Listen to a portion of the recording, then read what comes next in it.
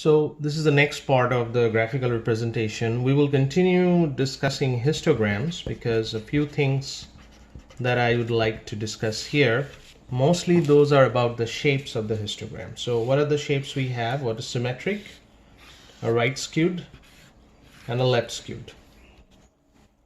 In the middle of the symmetric, all the mean and the median and the mode is equal, and they all are in the middle of the symmetric curve. That's one important property here. This is right skewed, and for the right skewed, the median is the highest frequency here, mean is somewhere here. This is the mode, the highest frequency, this is the mean, and median is somewhere in the middle. The relationship between these three are generally mean greater than median greater than mode. Here for the left skewed, this is the mode, the highest frequency, and then somewhere here is the mean, and in between is the median. And here mean is less than median, less than mode. Now median is the mid value, mode is the highest frequency, mean is the average. We're going to discuss these terms in details in the next chapter when we are describing numerical measures. But this is one thing that is related to histograms that you should know. Another thing is we can compare histograms, and those histograms are called grouped histograms.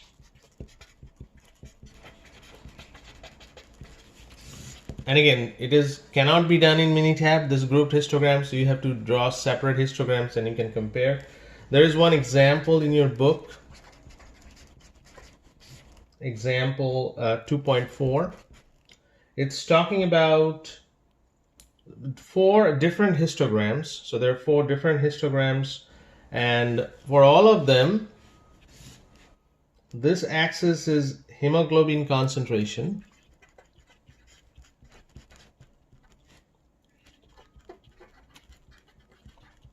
And this side is the relative frequency. I'm just writing RF.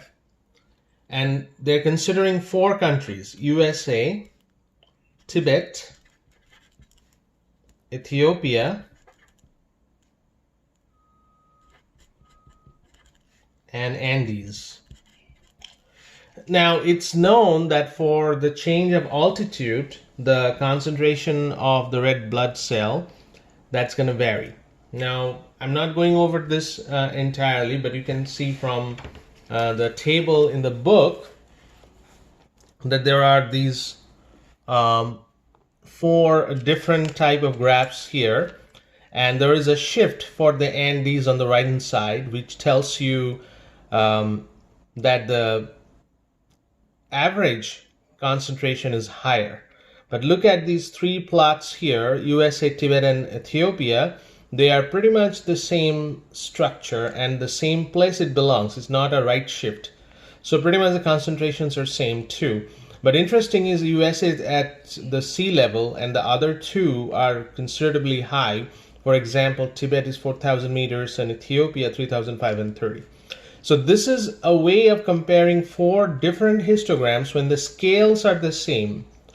And we can compare that just looking at this graph, the 4 histograms, that well, something is happening in Andes, other 3 are same, which is kind of unusual for USA too, because being at the sea level, their red blood cell hemoglobin concentration is same as Tibet and Ethiopia. So this is one aspect we need to discuss. We can draw a grouped histogram and come up with the results. Now, the one more topic that we need to discuss here, and that's the very last one. This is what we call a scatter plot. And this is, I'm going to show you after this video, there will be a video of Minitab instructions of how to do a scatter plot. And I'm going to post that example data in there too. But what is the example in the book? That is I'm going to use for Minitab example 2. That is example 2.5a. And when you use scatterplot, that's the most important part. When we use this, and this is when you use when it's 2 columns of data, 2 columns,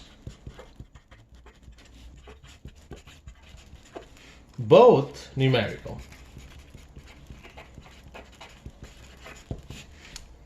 In this case, I'm going to discuss in details, but read that example from the book, and what it's saying is the for the guppy males, the father's ornamentation is the reason that female guppies choose those male guppies, because they're more colorful. Their understanding is their sons will be attractive too. And both the son's attractiveness and father's ornamentation, both of them are numerical data. Son's attractiveness and father's ornamentation, both are numerical data. That's why we can come up with a scatter plot with the father's ornamentation on this side and son's attractiveness on this side, and we can plot that, and its individual dots are actually denoting a bivariate data point. So that's one, and again, I'm going to do that in Minitab, and you will see that, how to do that, and what's the explanation there. But that's the last example for this chapter. After that, you should be able to do the homework. But here is one aspect of it, one thing that you should pay attention to, and this is in your page 48. There is a summary that when to use which graph. So if it is one variable, meaning that just one column of data given to you, then if for one variable categorical, you use bar graph.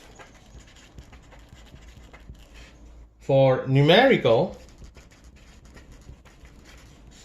you use histogram. Now what happens if it's a 2 variables situation? So if it's 2 variables, just like this one has 2 variables. So 2 variables, how many different ways it's possible? One is both categorical.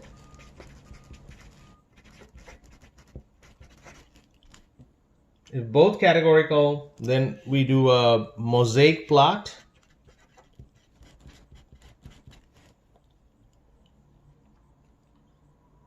If it's one numerical,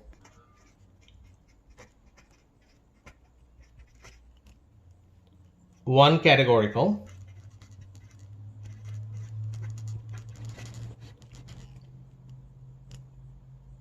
then we do a grouped histogram.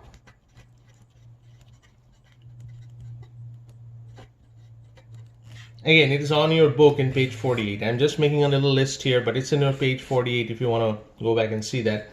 If both numerical,